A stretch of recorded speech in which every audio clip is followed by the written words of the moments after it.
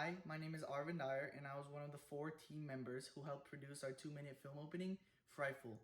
Frightful is a film opening about a child who is home alone playing video games. An intruder breaks into his home, knocks him out, and then the film ends by the child's unconscious body being dragged.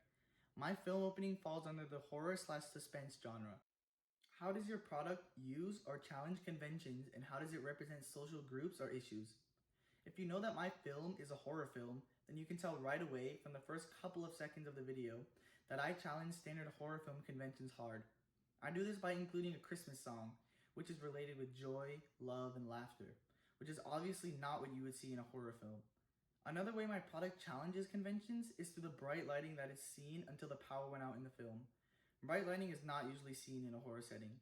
Both of these show how I challenge conventions, but how do I use conventions? I use conventions by including dark lighting after the power outage in the film. Dark lighting is most commonly seen in the horror genre. I also use sound effects that are typically used in a horror film, like suspense build-up sound effect, a glass breaking, and a body thudding. Sound effects and lighting is how I use conventions in my film. My film represents the social groups of people who play video games or children, which even I fall under. It represents them in a way as being curious and not being problem solvers. This also represents a social issue of people not taking action, like calling the police when something is wrong or when something feels wrong. Like in this clip, the main character hears a noise and goes to check it out instead of calling for help or getting themselves to safety. Let it snow, let it snow, let it snow. Man, it doesn't show signs of stopping. The lights. How does your product engage with audiences, and how would it be distributed as a real media text? My product engages with wide ranges of audiences, like those who like horror films, those who like Christmas themed things, and those who are kids, or all three. The way it does this is by incorporating aspects that would appeal to those audiences. Some examples of this would be the Christmas music throughout the film, which was Let It Snow by Dean Martin, the dramatic change in lighting and mood like the power outage and the suspense sound effects, and the usage of video games like Tom Clancy's Rainbow Six Siege by Ubisoft. There are a lot of other movies out there that have the same genre as mine, like A Christmas Horror Story, a movie by Brett Sullivan. That movie turned out to be pretty popular and reached a variety of audiences, reaching an 83% rating on Rotten Tomatoes. The route that I would take to distribute it as a real media text would be to launch a trailer of the full film, not just the first 2 minutes.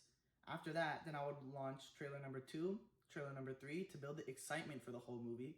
Then finally release at the start of winter break for kids around the world, as it is Christmas themed. How did your production skills develop throughout this project? My editing and camera movement skills have heavily developed throughout this project. When storyboarding this film, probably more than 1/3 of the things in the final product were not even thought of. Like the new and improved bathroom scenes, like the ones shown earlier, cool sound effects that created elements of horror and suspense, the credits throughout the film like this one, Oh, the weather outside is. the blur in, blur out effects, and more.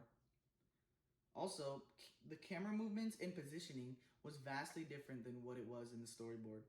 That's because in the moment of filming, I thought about so many other better alternatives than the one we thought about in the original planning of the film. I also have to give credits to my editing partner, Dale. Without him, I'd probably be significantly worse at editing. Both him and I have increased our skills on editing together.